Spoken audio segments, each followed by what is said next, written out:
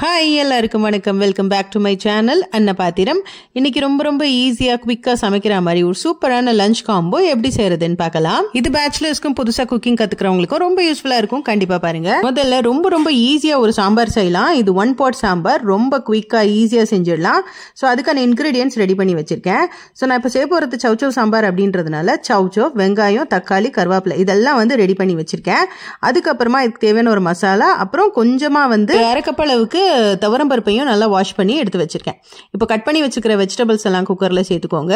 Wash பண்ணி ready பண்ணி வச்சிருக்கிற துவரம்பருப்பையும் நம்ம இந்த வெஜிடபிள்ஸ் கூட சேர்த்துக்கலாம். அடுத்து இதுக்கான மசாலா அரைச்சு வச்சிருந்தாலே அது என்னன்னு பாத்தீங்கன்னா தேங்காய், கொஞ்சமா மஞ்சள் பொடி, அது கூட ஜீரகம், இது மூணுத்தை மட்டும் நல்லா ஃபைனா அரைச்சிட்டு அதை இதோட சேர்த்துக்கலாம். சேர்த்துட்டு கொஞ்சமா புளி தண்ணி சேர்த்து தேவையான அளவுக்கு உப்பு, காரத்துக்கு ஏற்ற மாதிரி சாம்பார் பொடி சேர்த்துக்கலாம். ஒரு 2 டீஸ்பூன் சேர்த்திருக்கேன். இது கூட 2 கப் அளவுக்கு தண்ணி சேர்த்துக்கலாம். இப்போ இதெல்லாம் முழுகிற அளவுக்கு தண்ணி சேர்த்துக்கோங்க. இப்போ இதெல்லாத்தையும் நல்லா மிக்ஸ் பண்ணி விட்டுடலாம். இப்போ ஸ்டவ் ஆன் பண்ணிட்டு நம்ம மிக்ஸ் பண்ணி வச்சிருக்கிற இந்த சாம்பாரை ஒரு 3 விசில் விட்டு நல்லா குக் பண்ணி எடுத்துக்கலாம். விசில் கணக்கு அப்படின்றது உங்களோட பருப்பை பொறுத்து. சில பருப்பு குவிக்காக வெந்துடும். அது பாத்தீங்கன்னா 2 விசில்ல வெந்துடும். ஸோ இப்போ நான் யூஸ் பண்றது பாத்தீங்கன்னா 3 விசில் விட்டாதான் நல்லா குக் ஆகும். ஸோ 3 விசில் விட்டு நல்லா குக் பண்ணி எடுத்திருக்கேன். ஸோ இப்போ இது நல்லா வெந்துருச்சு. இப்போ இதை நல்லா மிக்ஸ் பண்ணி விட்டுக்கலாம். அடுத்து இப்போ ஒரு கடாயில் கொஞ்சமாக நல்லெண்ணெய் சேர்த்துக்கோங்க. கொஞ்சமாக கடுகு, கருவேப்பிலை, அப்புறம் கொஞ்சமாக பெருங்காய பொடி இதெல்லாம் சேர்த்து நல்லா தாளிச்சதுக்கு அப்புறமா நம்ம ரெடி பண்ணி வச்சிருக்கிற சாம்பாரை இதில் சேர்த்துக்கலாம். சேர்த்துட்டு ஒரு 2 நிமிஷம் கொதிக்க வச்சு எடுத்தீங்கன்னா நல்ல டேஸ்டியான சவ் சாம்பார் ரெடி. அடுத்தது சிம்பிளா ஒரு கேபேஜ் பொரியல். இது எப்படி செய்யறது பார்க்கலாம். கேபேஜை நல்லா ஃபைனா கட் பண்ணி எடுத்து வச்சிருக்கேன். இது கூட கொஞ்சமா கருவேப்பிலை சேர்த்துக்கலாம். 2 பச்சை மிளகாவை நல்லா கீறிட்டு இதோட சேர்த்துக்கலாம். சேர்த்து நல்லா மிக்ஸ் பண்ணி எடுத்து வச்சுக்கோங்க.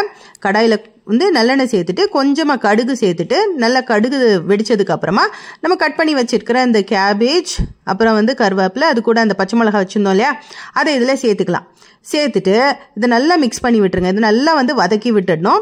இப்போ இந்த ஸ்டேஜில் இதுக்கு தேவையான அளவுக்கு கொஞ்சமாக உப்பையும் சேர்த்துக்கலாம். இந்த பொரியலுக்கு நார்மலாக எல்லாரும் தேங்காய் சேர்ப்பாங்க. பட் நான் இதில் தேங்காய் சேர்க்க போகிறது கிடையாது.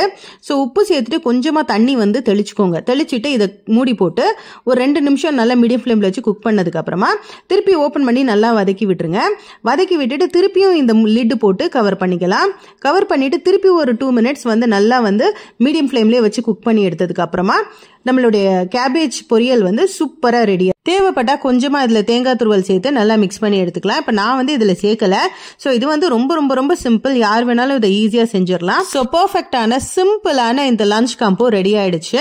ஒரு அவசரத்துக்கு ரொம்பவே சீக்கிரமா சமைக்கணும் அப்படின்னு நினைச்சீங்க அப்படின்னா இந்த காம்போ கண்டிப்பா ட்ரை பண்ணி பாருங்க.